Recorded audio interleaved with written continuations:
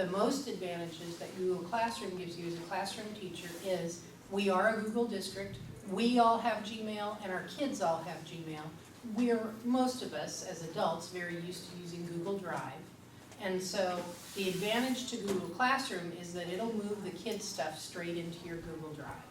From my perspective, that is its greatest blessing, because it's more than anything else, it's a simple organizational tool for you and for your kids. So if we go into my Google Drive,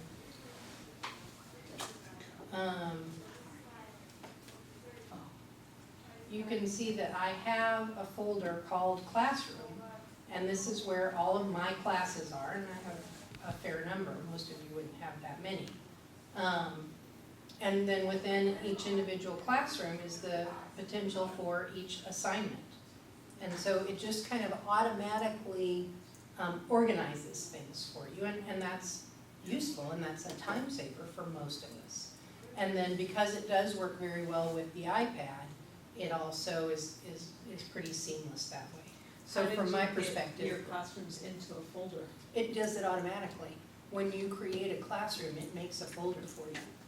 Do you want to put the code back up to join the class? Oh, sure. And Free, will you open the door?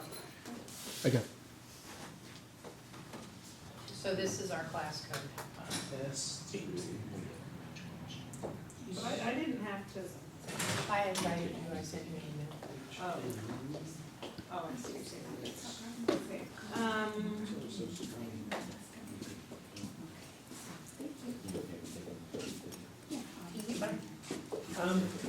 I'm good. Thanks. So I do not have classrooms. in your Google Drive, have you created any assignments? I haven't created an assignment. That it'll do it when you make the assignment, because that's what it's putting in the drive. Oh. Okay. So, a super reasonable question of all these different options you can use, why would you choose this one? And I would say, because it's kind of a tree saver in that as much as you do through Google Docs, you can completely eliminate those pieces of paper because you can give the assignment to your kids electronically and they can turn it back into you electronically. And it's got nice plugins for things like Nearpod. We think sometime at the end of this year or maybe early next year, it will have a plug-in for Synergy so that conceivably you could do work in Google Classroom and have it flow into your Synergy gradebook. Or create an assessment view in an assessment view in Synergy and assign it out through Google Classroom. So, those are kind of the things that I'm thinking of. Does anybody have other ideas or other questions about why Google Classroom? Well, let me give you one more, and that is that it's free. If we had gone with something like Edmodo, which is free on some levels, but then when you get to the organizational level has a fee, or for heaven's sake, Schoology, which would have cost a ton. That was a big component. I'm very cheap. I used it last year with my third graders, and once you getting everyone in and the whole email debacle and all that kind of stuff, but once everyone's in, it's really slick to be able to pass stuff out. Like send it to them, they do whatever they're gonna do, and then it just goes right back in your folder. So, I really like it. So I want to be clear so everybody knows, and I don't know if I've got a super good example in my drive. Jason, one more. So when you make a class, I have a very messy classroom folder because I have a bunch of classes and I'm doing the same thing because we experiment in here a lot. When you make a class, it makes a folder. When you make an assignment. Mm-hmm. And then every assignment that you give creates its own folder. And then inside that folder, it has one for every person, if you choose to do it that way. So, How do you make that assignment so that it does that? well, we'll talk about that in a second. So that's the structure that it creates in here. So if you knew that you gave out such and such essay today, and the kids were supposed to do the essay, and then they were gonna hand it back in through Google Classroom for you, then you'd have a folder here called October 22nd essay or whatever you named it, and it would have one for every kid, which I will do right now.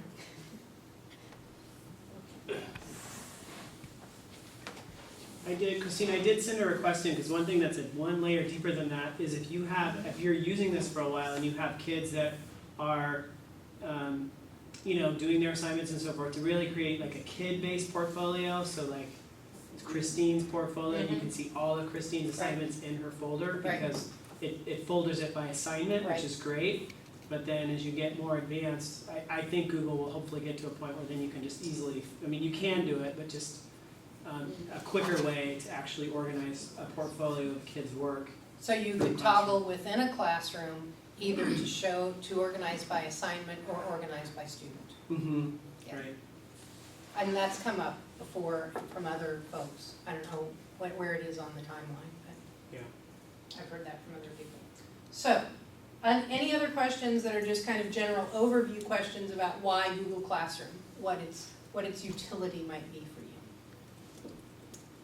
Okay, so then let's start to look at actually what it looks like in Google Classroom. So again, this is a class that Britt and I made a while ago. I don't even know when we made it. And there are some assignments in here. Notability has a good link with Google Classroom now, and since we're a big Notability district, that's a good way. Yes, I'm in Stream. So thanks, Ann. Let me talk about this. Up here on the top, this is kind of your header. You can change the photo, you can do pictures of your kids, you can put whatever you want up here on the top. Sorry. You okay? Oh, I just wanted to be able to see, yes.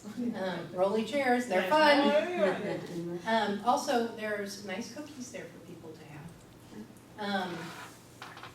And Britt and I are co-teachers. That was a new thing that they brought out fairly recently, was that you could have co-teachers, which is useful, for you guys to teach your kids. There's no reason for one of you to do all the work. If you're gonna be doing the same things, you could actually run the class together. When I This- click on stream, I don't see that. She just said because we're the students. Oh, okay. If you're the teacher. Right, this is teacher view. Sorry. That's okay. So this over here is my 3-line. And this is where all my classes are, or if you had multiple classes, this is where all your classes would be. It's where I can look at my assignments. This is nice for a kid because this, a secondary kid should have a number of teachers, and this will allow him or her to look at their classes real quick. They've also just added the calendar, which is super duper handy, especially for secondary. Who knows when, probably not very much, but so that they can look at, it tells you when things are due. And So, on my calendar, my new class shows up on my Google Calendar now, and I added the next meeting of it's a club thing, but it didn't then show up on the Google, in this calendar. did you put an assign date on it? It wasn't an assignment, it was just like the time, An announcement? That's why. So announcements aren't gonna show. No, so in my Google Calendar, I added an event. And I put it under the name of this class. It's like, on the main calendar, it has a little color for this class. And I added an event and put it, chose it as that calendar's event. So under my calendars, I had. Sorry. So I added, it was. So you're saying you're able to schedule it within the main calendar? Right, but then it didn't show up Got it. on the calendar in Google Classroom. Yeah, my guess is that you actually have to do it in the In the inverse. You assignments. have to actually set the calendar in the assignment, and then it shows up on that calendar. Yeah, it does, I just noticed. Yeah, How does this work? that's happened So it'll before, be but I in can't, here. it doesn't go the other way, okay. I haven't noticed being able to do that. It So- does the opposite way, I know that, it does, Right, like, but I get all only the if it's an assignments. for assignment, it. not if it's cause I just wanted to put the date, because for this thing, it's not an everyday thing. I haven't, Okay, that's I fine. haven't played with it. Yeah. Calendar's pretty new, so Okay. I'm not at all used to it. And if I don't have calendar, where would I get it? It's not Oh. on there. Mine It's says not on- assignments. Hers says home assignments and then lists her classes, and mine says classes, calendar, and then lists some of the classes then. So hers is different. Do you think we have a version difference? Or maybe Or, update or something. Might be browser.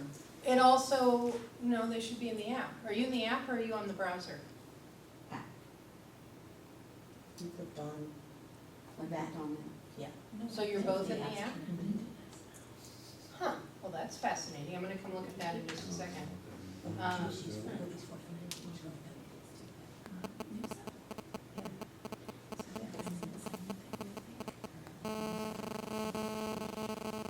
So we'll figure that out. I wonder if that's the difference between also, are you teachers in some of these, or are you students in all of them?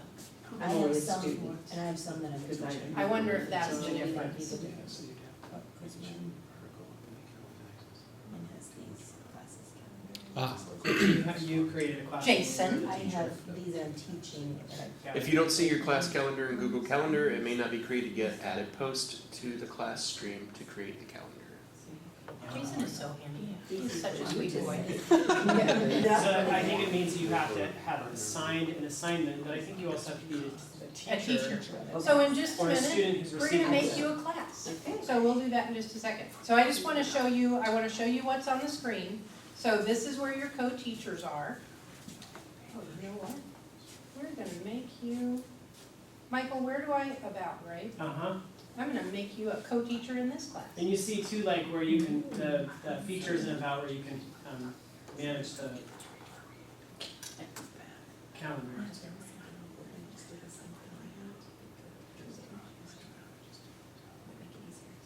What does that mean via? I don't know, I'm ignoring that. I decided that was not a good idea. Can I get into what you're?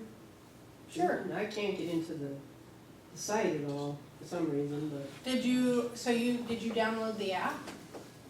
well, no, I was trying to get there through the school's Google thing where you go through, Find the class. Through the, but I can't even get onto the regular mail site for some reason here. okay, we'll get you set up in just a minute. So, I have invited you to be, A warrior, I'm putting out all kinds of nasty germs. I'm trying to keep my distance here. But it's, I would get go to off the the app. mobile. Yeah, I wanted to go with what I know. You hit the gritty thing and it takes you everywhere. I tried that. It didn't bring up the classroom app in here.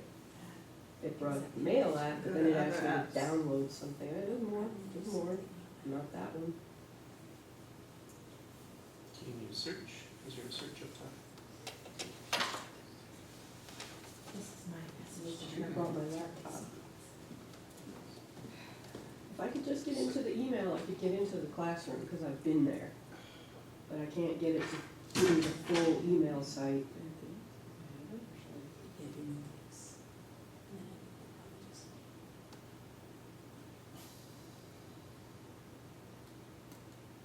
Sherry Ann? Hmm? Hey, Oh, yeah, and see, you see that Now too. I see that. yay. So now you have 3 teachers. And I have the calendar. Thank you for Sure. doing that. This is in the browser, so we should probably also sign Still in. on mine, but It's that blue. So maybe you could refresh this. See, Something. I have no idea how to find it in here. With the regular site, I know to go to the grid. Oh, the because you're Waffle. on the mobile site. Yeah, Yeah, I see what you're saying. so how do I So you- get there? Okay, so what you do is the Classroom app is free. So I would just download the Google Classroom app application. Alright, let's see if I can find it. So you ready to look at some more things on this screen? I know you're catching up, that's okay. Yeah, I'll catch up. browse it. So there are three pieces. Stream, which is just the kind of what you're doing. Students, which is your list of students. And then about, which is where you do some of the mechanics of the classroom, inviting another teacher, things like that. In Stream, you're gonna use the plussy over here, and you can reuse a post, you can create a question, you can create an assignment, you can create an announcement. Okay, I was hoping it might let me sign in. So Then I can just get So I'm gonna create an assignment, because I specifically wanna show you the most important part of this about, how you work with Google Docs and kids. So I'm going to name the assignment Bob. The description will be Bob. Here's where you can set the due date, you can set the due time if you need to. This assignment you can save as a draft if you're not ready for kids to see it yet, or you can go ahead and do the assign. And we could look in here, I have no idea what we're gonna find. In my drive that we can use as an assignment. into my school account. Oh, I see. That's why I was trying to log in. Sometimes it is a good idea to save it as a draft, because I found even like working with adults, as soon as you assign it, they Oh, get yeah, an they're all email right. saying they got a new assignment and they start working on it. So I've given administrators assignments and they finished the assignment before I really wanted them to work on it. And so they come to class and like, I'm already done.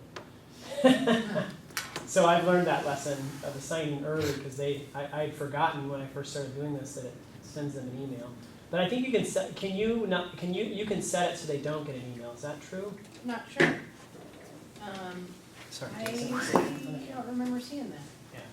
Forget. So I also can add it to different classes, if I have multiple classes, because I'm secondary, I can make one assignment and I can plop it into different classes. Or if I am a teacher and I have, if a grade level team had a class together, but within its each sections. So you'd have your own class, but there'd be your section and there'd be your section. Something might just get assigned to your section, and that's okay too, or both of them. I didn't choose a good example right here because this is a PDF and that's not as much fun. But here are the three choices that you have. Students can just view the file.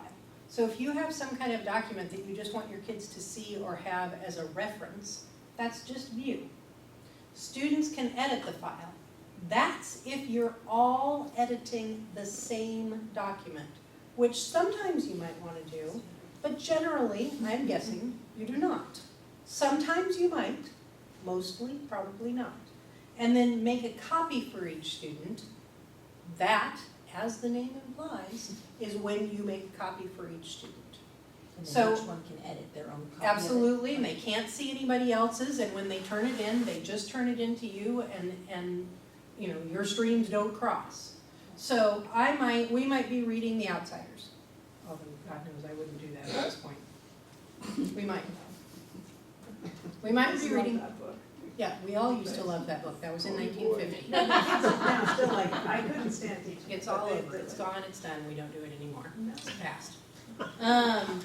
Sorry, my childhood just died. Well, I'm sorry, but you know what, it's time to say goodbye to that. So, I'm teaching The Outsiders, and I might want my kids to be part of a kind of a whole class blog, sort of about it. So I could create a file called Your Thoughts About The Outsiders, and I might have that set as students can edit file. And so they could all add their thoughts, they could respond to each other. You don't have to do it this way, you could do it actually in streams in a different way. But that's one way where you could have a continuing kind of thought process about this. Or I could say, okay, we've read through chapter 3 and now we're gonna do a little quiz/reflection. So here is a Google document that just has these 5 questions on it. And this is your chapter 3 quiz, and I'm gonna put that as a make copy for each student. And then everybody's gonna get theirs, and this is gonna make a folder called Chapter 3 Quiz, and then you all would have Chapter 3 Quiz plopped right into that folder. So that's how this works, and it gives you some nice options to be flexible with that. And different times you'll use different things. If you have a word list or something, classroom procedures, syllabus, those are all things that you would just kind of hand out. And they can go in, students can refile. Can you make copies for select students without making copies for everyone? Not easily. There isn't a way to assign to only some. In this system, it kind of is expecting you to assign to everybody. You could probably make make small classes. Like, you know, you could have, Different classes. yeah, Oh, right, yeah, groupings. yeah, and that's not that hard. So that's how you make an assignment, and again, Michael's point is well taken. You probably wanna keep most things saved as a draft until you're really ready for the children to play with. And then the different assignments.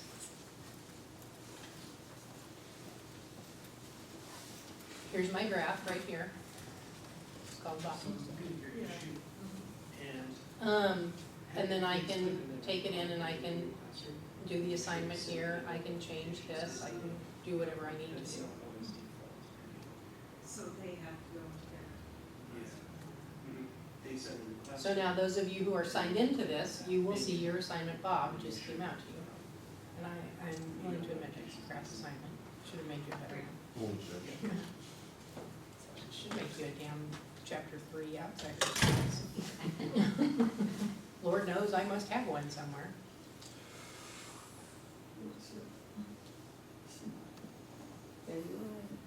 Okay, any other thoughts about kind of how this screen works?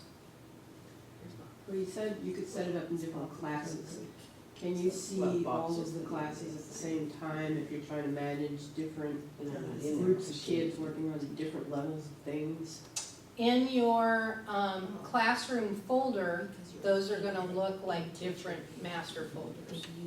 Okay, so it's not that hard to jump around I in the wouldn't, same class? I would not say so, no. I've not actually done it, to be fair, but I would not say so. I have a sped class with different Different grades levels, and everything, yeah.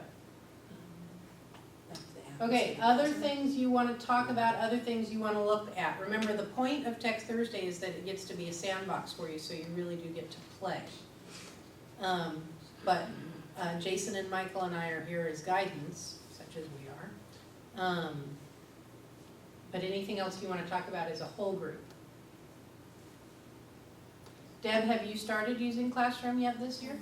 I have not, I'm just really, it feels like, I don't know if it's worse that I have 4th and 5th graders, because 3rd graders, they were just so excited and they've never done anything like it before.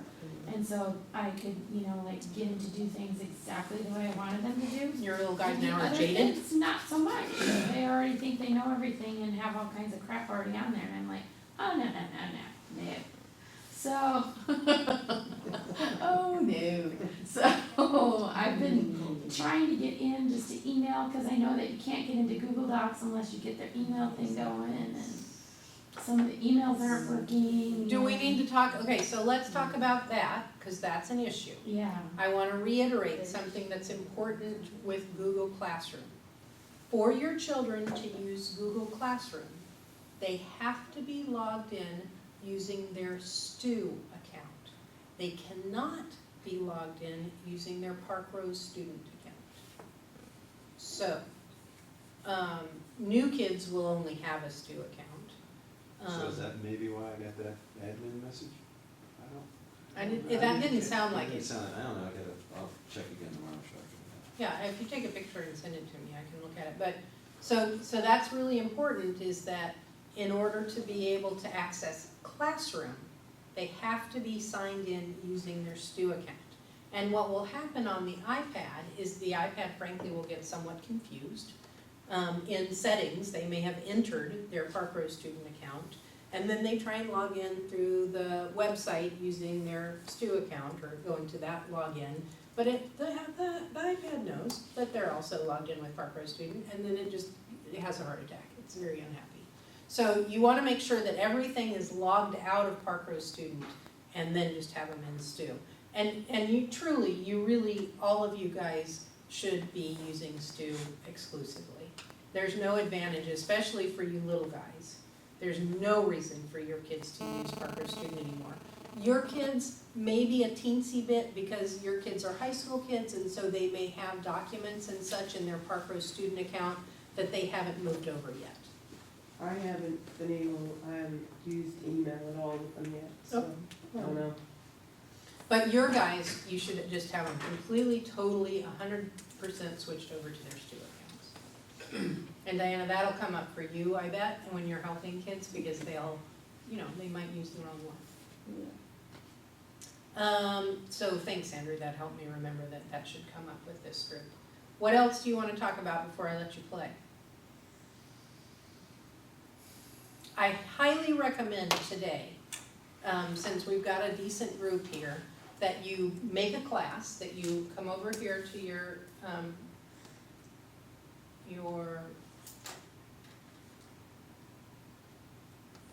three dots.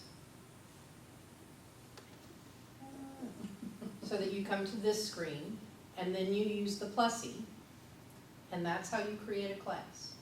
So I highly recommend today, at the very least, you create a class, play around with it, make somebody next to you be in your class, and give them an assignment, and just play around in there. Don't spend all your time choosing what picture goes on top, that's silly. I know you people.